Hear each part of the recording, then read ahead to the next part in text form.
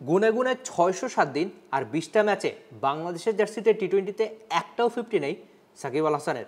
বাংলাদেশের হয়ে টি-20তে শেষ 5টা ম্যাচে সাকিব আল হাসানের উইকেট সংখ্যা মাত্র 1। সেই 1 নিয়ে গল্প হবে আরও। সাউথ আফ্রিকার সঙ্গে নিউ ইয়র্কে মাত্র একটা ওভার বলই করেছেন সাকিব আল হাসান। সাকিব আল হাসানের যে লম্বা ক্যারিয়ার, তিনি সবসময় 1 নম্বর হতেই পছন্দ করতেন। র্যাঙ্কিংয়ে সবসময় সাকিব আল হাসান নাম্বার 1-ই থাকতেন। তবে একের গল্প হবে আরও। সাকিব আল হাসান আজ নিউ ইয়র্কে সাউথ আফ্রিকার সঙ্গে মাত্র একটা ওভারই বল করলেন। তার পুরো ক্যারিয়ার আন্তর্জাতিক টি-20তে তো সাকিব আল হাসানের চেয়ে লম্বা দিন বছর বয়স হিসেবে মানে ওই লম্বা ক্যারিয়ার আর কারো নেই। তো এই লম্বা ক্যারিয়ারে সাকিব আল হাসান আজকের আগে মাত্র একটা ম্যাচেই 1 ওভার বল করেছিলেন, সেটাও একটা বৃষ্টিবিঘ্নিত 8 ওভার একটা ম্যাচ ছিল আয়ারল্যান্ডের সঙ্গে। তার এই লম্বা ক্যারিয়ারে প্রতিপক্ষ 20 ওভার ব্যাট করেছেন এমন ম্যাচে এবারই প্রথম সাকিব আল হাসান মাত্র একটা ওভার বল করেছেন। আর বাউন্সারে বিট হয়েছেন, বারবার বিট হচ্ছেন। ওই যে তার চোখের সমস্যা, মানে 2023 ওয়ানডে বিশ্বকাপ থেকে শুরু হয়ে এখন পর্যন্ত যেটা চলছে সেটা এখনও চলছে। সাকিব আল হাসানের ব্যাটে ওই যেটা বলছিলাম 600 দিনের বেশি আর 20টা ম্যাচের 19টা ইনিংসে সাকিব আল হাসানের ব্যাটে একটাও 50 নেই। এই 20 ম্যাচের 19 ইনিংসে সাকিব আল হাসানের রান মাত্র 252, ব্যাটিং গড় নেমে 18। এই সময় তার সর্বোচ্চ ছিল অপরাজিত 38 আর স্ট্রাইক রেট মাত্র 113। ওই যে এই সংখ্যাগুলোই বলে দেয় সাকিব আল হাসান নিজেকে হারিয়ে খুঁজছেন ব্যাট হাতে। আবার বল হাতে যেহেতু তার লাস্ট 5টা ম্যাচে তার উইকেট সংখ্যা মাত্র 1। তবে সাকিব আল হাসান নিয়ে গল্পের তো কমতি নেই। ওই যে বলছিলাম, মাঠের বাইরে যত বেশি আলোচনা সমালোচনা, মাঠে ঠিক ততখানি ভালো পারফরমেন্স। সাকিব আল হাসান সাম্প্রতিক সময় নিজেকে হারিয়ে খুঁজছেন বটে, তবে কামব্যাক সাকিব করতেই চাইবেন, হয়তো করবে না। তো হুট করে একটা ঘটনা মনে পড়লো এই মধ্যরাতে, যখন এই কন্টেন্টটা শ্যুট করছি বাংলাদেশের সময় প্রায় 1টা। তো সাকিব আল হাসান যখন দেশ ছাড়বেন, মানে যুক্তরাষ্ট্র আসার আগে, যখন জিম্বাবুয়ের সঙ্গে বাংলাদেশ ওই যে শেষ ম্যাচটা খেললো, তো দলের সবাই উঠে গেল। সাকিব আল হাসান ব্যাট পরেই ট্রফি উদযাপনে আসলেন, এসে আবার একটু ব্যাটিং প্র্যাকটিস করলেন প্রায় ঘন্টা দেড়েকের মতো। এটাই হচ্ছে সাকিব আল হাসান।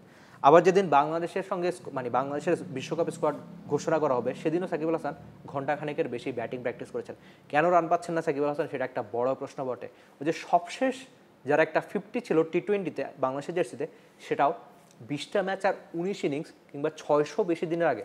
তার মানে এই সংখ্যাগুলোই বলে দেয় সাকিব আল হাসানের ব্যাটে বড় রান নেই। তবে মাঠের বাইরে যখনই সাকিব আল হাসানের নামে যত বেশি আলোচনা সমালোচনা হয়, মাঠে ফিরেই তিনি পারফরমেন্স করতে পছন্দ করেন। আজ হুট করে আরেকটা ঘটনা মনে পড়লো, একটা ছবি।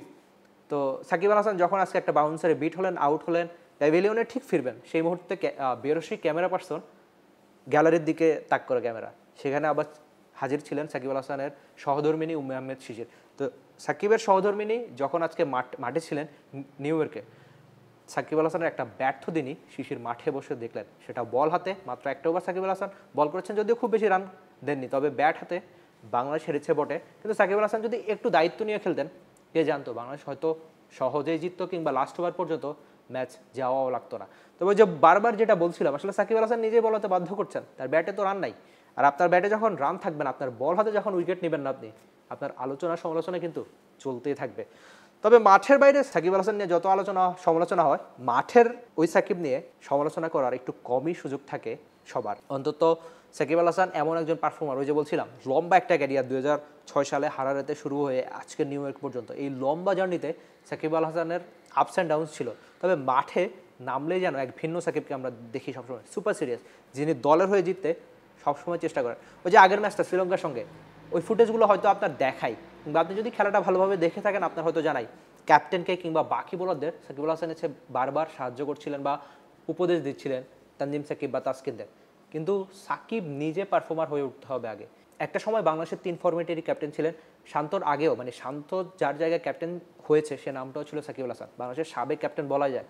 তবে সাবেক ক্যাপ্টেন, বর্তমান ক্রিকেটার কিংবা সময়ের অন্যতম সেরা অলরাউন্ডার সাকিব আল হাসানকে বললে বোধহয় একটু ভুল হবে না। এই যে বারবার বলছি অন্যতম সেরা অলরাউন্ডার কিংবা সময়ের সেরা অলরাউন্ডার, এই সময়ের সেরা অলরাউন্ডারকেই বাংলাদেশের মানুষরা আবার বাংলাদেশের জার্সিতে পারফরমেন্স করা দেখতে চায়।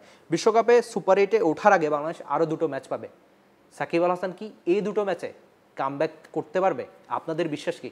সেই বিশ্বাসটা অবশ্যই জানিয়ে দেবেন টি স্পোর্টসের কমেন্টে।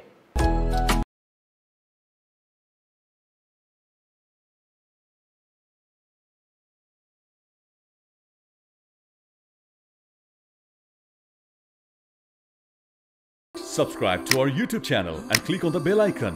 Follow us on Facebook and Instagram. Download T Sports app to enjoy exciting games and highlights. Visit tsports.com.